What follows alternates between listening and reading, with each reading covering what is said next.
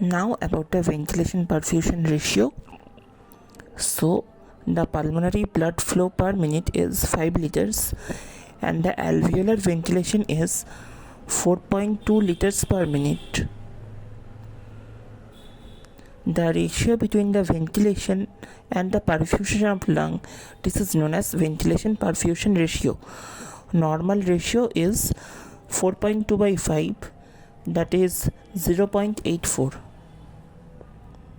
So each lung normally it displays the same ratio.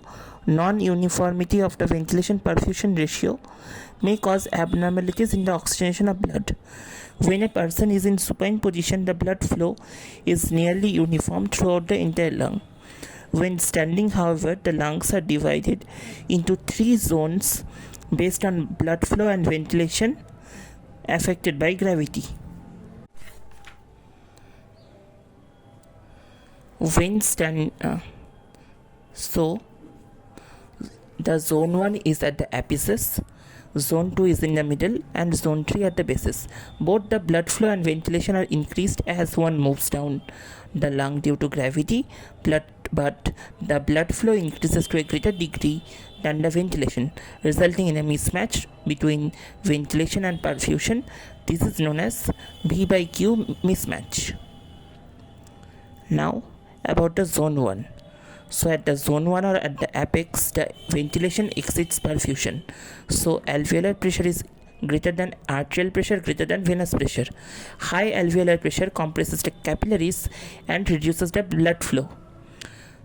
So therefore Q is reduced relative to V. Therefore V by Q is increased.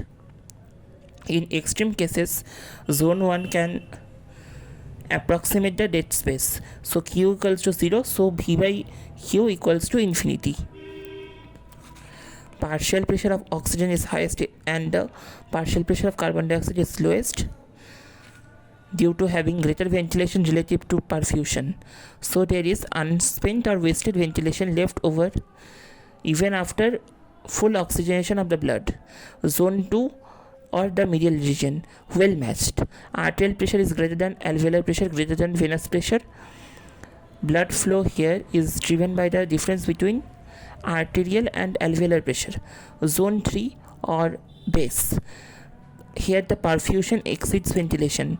Arterial pressure is greater than venous pressure, greater than alveolar pressure. So blood flow here it is driven by arteries and venous pressure difference. So Q is increased relative to V, so V by Q is decreased. So zone 3 can approximate shunt.